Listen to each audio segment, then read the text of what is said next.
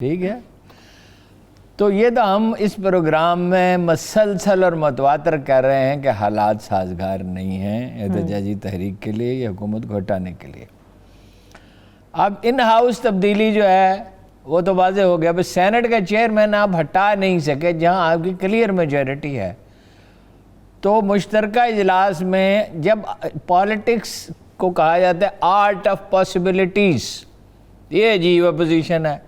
एक चीज़ इम्पॉसिबल है, सेनेट का जब चेयरमैन नहीं हटा सके वहाँ हुकूमत की अक्सरियत होगी, असम्बली में तो है ही अक्सरियत, और हुकूमत ओबलाइज करने के लिए अपोजिशन के अरकान हमेशा नामजद करती है।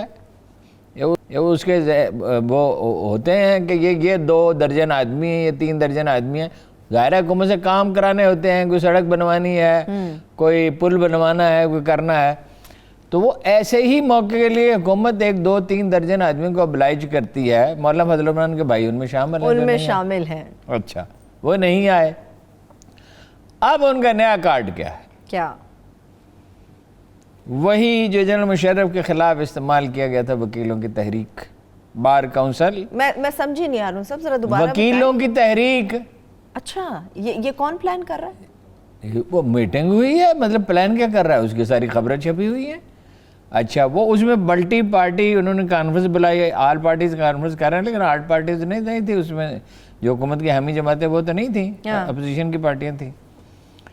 एक तो उन्होंने ये कहा जजों के इंतखाब का तरीका का इंतखाब सही नहीं है, वो तो एक अलग बहस है, उस पर हम पहले भी गुफ्तगू कर चुके हैं, वो इस वक्त मौजूद बहस नहीं है। अभी तो जरा इसके ऊपर एक ये है कि नून लीग ने ये फैसला किया है कि इस तहरीक को वो उसी तरह सपोर्ट करेगी, दामे दरमे सुखने, जैसे उसने मुशर्रफ के खिलाफ तो 83% जो सर्वे हो रहे थे, 83% लोग तहरीक उस अभी इस पोजीशन में है ये लोग।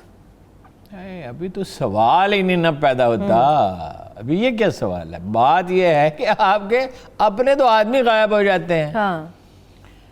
कोरोना में ताज़ा तरीन सूरत हाल ये है, जो पेपर छपा है एक इंटरनेशनल मैगजीन में, रिसर्च पेपर जो छपते रहते हैं, 60% पाकिस्तानी तो वैसे ही इम्यून हो चुके हैं।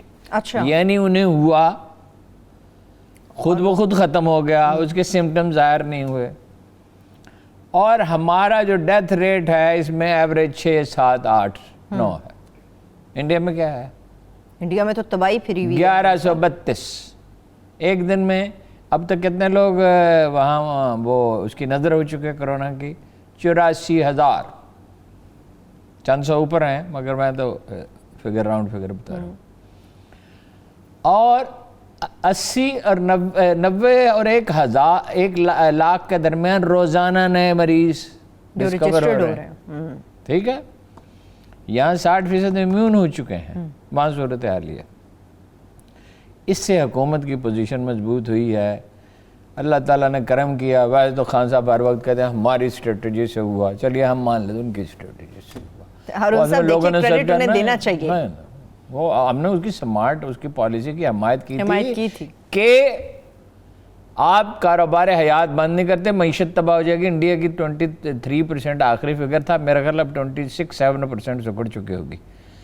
और अमेरिका की 37% आखिरी फिगर था, जो ताज़ा फिगर आएंगे तो शायद 40% सुकड़ चुकी हो। हम तो इसलिए कर रहे थे, लोगों ने सदका और खैरात किया।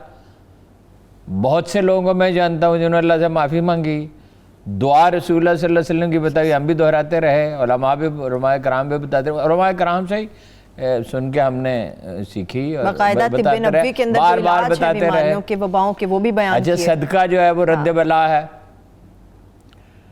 इंडिया में तो ये है ना जी, मैं अपोजिशन पे फिर लौट के आता हूँ कि वो जनाब अब्दुल मुत्तलिब गए, वो हबशा के हाकम ने जब खाना काबा पर नहीं हमला किया था जी, जनाब अब्दुल मुत्तलिब गए कि मेरे ऊँट दे दो। उसने कहा आप अजीब आदमी हैं, आप अरबों के सरदार हैं। और जनाब अब्दुल मुत्तलिब का रौब इतना था कि ये यानी अजीब व गरीब तारीख़ी वाक़या है कि कोई उनके करीब नहीं बैठता था, ज़रा फट के थोड़े, जब वो खाना काबा के पास बैठते थे तो ज़रा हट के बैठते थे लोग। जो वो गए, सच एक करिश्मेटिक पर्सन तारीख़ में रह होंगे। अरब कहते थे हमने दुनिया देखी है, अब्दुल मुत्तलिब की औलाद जैसा हसीन व जमील कोई नहीं देखा। तो वो गया, उन्होंने कहा मेरे ऊँट दे दो। उन्होंने कहा आप मक्का के सरदार और मैं यहाँ खाना काबा पे हमला करने के लिए आया हूँ, हैं जी, हरम पे, और आपको अपने ऊँटों की फिक्र है। उन्होंने कहा ऊँट मेरे हैं, घर जिसका है वो कर लेगा वो बंदोबस्त, खुद ही इसकी हिफाजत करेगा। ठीक है। बाबरी मस्जिद गिरी है, 1 लाख कश्मीरी शहीद हुए हैं, तो 80,000 ये मर चुके हैं, वो खुदा अपना हिसाब कर रहा है, हिसाब खुदा ले लेते, ठीक है जी। बेशक। अब आ जाए अपोजिशन की तरफ। हाँ, अपोजिशन क्या करेगी भाई? लोग देखिए, मईशत जो है उसमें बेहतरी के आसार हैं, एक खराबी है, वो मैं आपसे अर्ज करता हूँ कि कहाँ गड़बड़ का अंदेश है। और वो जब ये कंस्ट्रक्शन का काम बढ़ता है तो इससे कुछ इंडस्ट्रीज़ को, जाहिर है 30-40 इंडस्ट्रीज़ को टूटियाँ भी बन रही हैं और बाथरूम का सामान भी बन रहा है, ईंटें भी बन रही हैं, फायदा सीमेंट हासिल भी होता है। ज़्यादा हो रहा है, लकड़ी के लाखों कारीगर जो हैं वो मसरूफ़ हो जाते हैं, लाखों नहीं तो हज़ारों तो हो ही हज़ारों चुके तो हैं, मसरूफ हो ही जाते हो चुके हैं। मैं देख के आया हूँ कुछ हाउसिंग सोसाइटियाँ, कल और पिछले हफ्ते और उससे पिछले हफ्ते मैंने कुछ हाउसिंग सोसाइटियाँ विज़िट की हैं। कंस्ट्रक्शन का काम जो है वो बढ़ गया तेजी से। पार्लियामेंट में इन्हें शिकस्त हो गई, FATF पे इनके पास कोई जवाब ही नहीं था। बारगेन करना चाह रहे थे। FATF पे यानी वो कवानीन है कि भाई मनी लॉन्ड्रिंग अगर होगी तो काबिल दस्तंदाजी पुलिस होगी।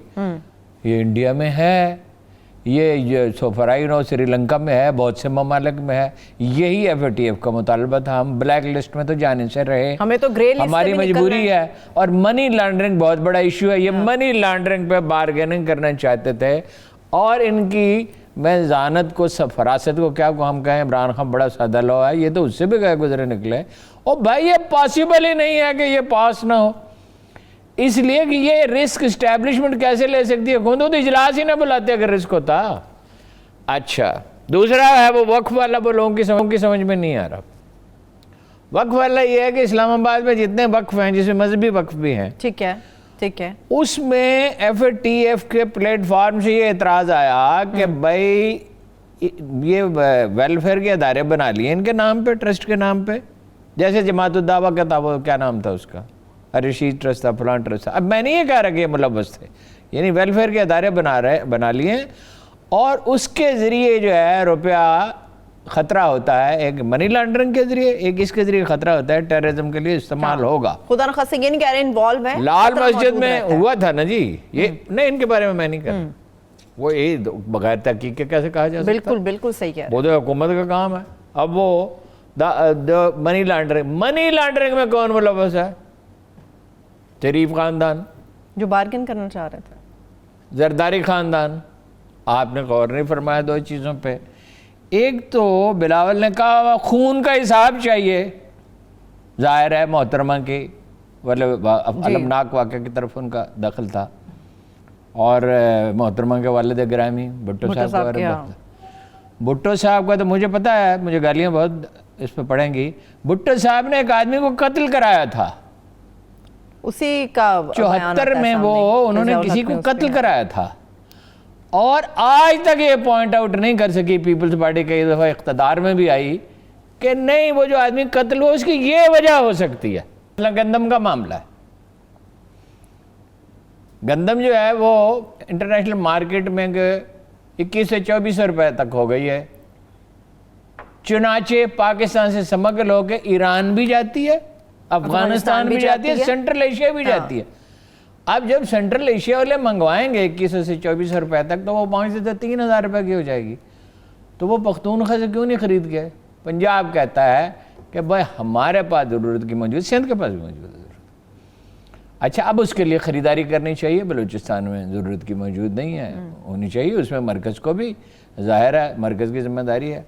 लेकिन वो कह रहे हैं शहबाज शरीफ साहब तमाम उम्र पंजाब के चैंपियन रहे, खादिम। अब वो कहते हैं पंजाब जो है वो ज़्यादती का मरतकब है, बल्कि इशारे से कहा छोटे सूबों के साथ ज़्यादती नहीं होनी चाहिए। मतलब क्या है?